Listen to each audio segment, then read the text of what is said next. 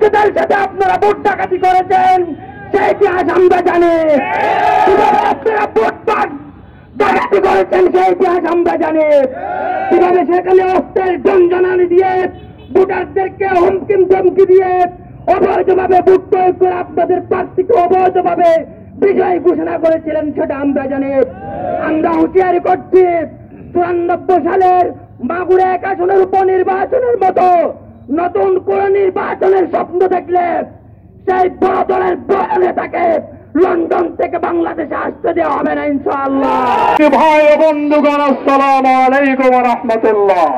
প্রিয় ভাইরা আমার, আপনারা জানেন একটি রক্তাক্ত বিপ্লবের পরে বাংলাদেশের মানুষ যখন একটি ইনসাফ ভিত্তিক সমাজ, একটি সুষ্ঠু নির্বাচন, একটি গণতান্ত্রিক পরিবেশে, একটি নিয়মতান্ত্রিক পরিবেশে বাংলাদেশকে একটি সুন্দর পরিবেশ ফিরিয়ে আনার স্বপ্ন দেখেছিল এবং পরবর্তীতে আগামী ফেব্রুয়ারি মাসে বাংলাদেশ জামায়াতে ইসলামী সহ অপর রাজনৈতিক দলগুলো যখন নির্বাচন প্রস্তুতি নিচ্ছিল, ঠিক তখনই অন্তর্বর্তীকালীন সরকারের দুর্বলতার সুযোগ নিয়ে একটি বড় দল নানামুখী ষড়যন্ত্রে নীল নকশা প্রণয়ন করছে।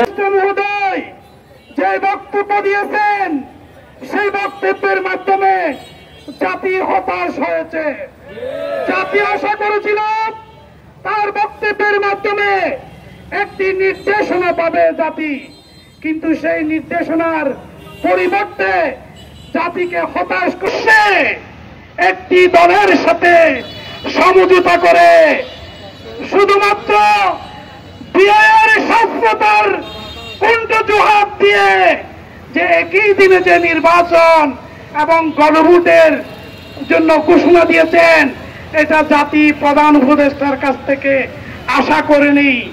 5ই আগস্ট যে 2000 আমাদের ভাইরা জীবন দিয়েছেন এই ধরনের একটি ষড়যন্ত্রের শিকার হওয়ার জন্য নয়। এই জন্য আমাদের দাবি স্পষ্ট, আমরা আগামী ফেব্রুয়ারিতে জাতীয় নির্বাচন চাই।